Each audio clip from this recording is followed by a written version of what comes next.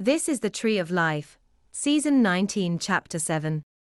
In this episode, we will be talking about distinct orientations of the awareness caused by the presence of a person within a nested substitution simpliciter event, or a reverse substitution event. As well, we will be talking about the selection process, by which tautological natural law and natural law by authority determine which vessel is utilized by which consciousness during a reverse substitution event. Now, in past episodes, we talked about how substitution and reverse substitution events can be nested within each other. The outcome of this nesting is determining whether the past or the future is removed or edited from the path of parsimony followed by the actor. We also talked about how, typically, a reverse substitution event surrounds the event horizon of our awareness, transforming digital structures beyond our awareness to analog structures inside of it. We talked about how these reverse substitution events produce a transitionary period and a bifurcation of consciousness during that transitionary period, which can reveal both streams for a brief moment. The one which relates to the objects of consciousness linked to our self-representation, and the other which links to our vessel. In this episode, I would like to explain how whether there is a reverse substitution event at the event horizon of our awareness, or a substitution event, really depends upon whether we are within a nested substitution event, or a nested reverse substitution event.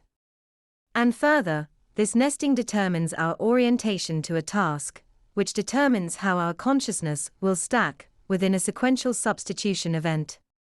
That is to say, if we are within a nested reverse substitution event, then we will be the incoming consciousness. If we are within a substitution event simpliciter, we will be the outgoing consciousness. Now, it's already clear that natural law by authority determines the stacking order by virtue of hierarchy. In sequential substitution events, the acquiescence adheres to the vessel, such that the incoming consciousness expresses that impulse which had heretofore been negated within the substitution event simpliciter by the outgoing consciousness. Thus, the dividing line between the substitution event and the reverse substitution event is the acquiescence, which may be the product of either hierarchical natural law or tautological natural law. In the case of tautological natural law, the acquiescence is linked as between two vessels representing a distinct structure with emotional coupling, that is phase linking or affirmational valence, that is, it is in parallel. Whereas in hierarchical natural law, it is reflective of preferential expectation matching as between two structure members, which is dialectical as between the same two impulses. Thus, in the case of tautological natural law, the incoming consciousness primes the outgoing consciousness for future affirmation of the same impulse, by linking the bodily rhythms of the two structure members. In the conversion of the digital structure to analog at the conclusion of the reverse substitution event, the structure flips back to digital through a substitution event, simpliciter, sequentially to the first two.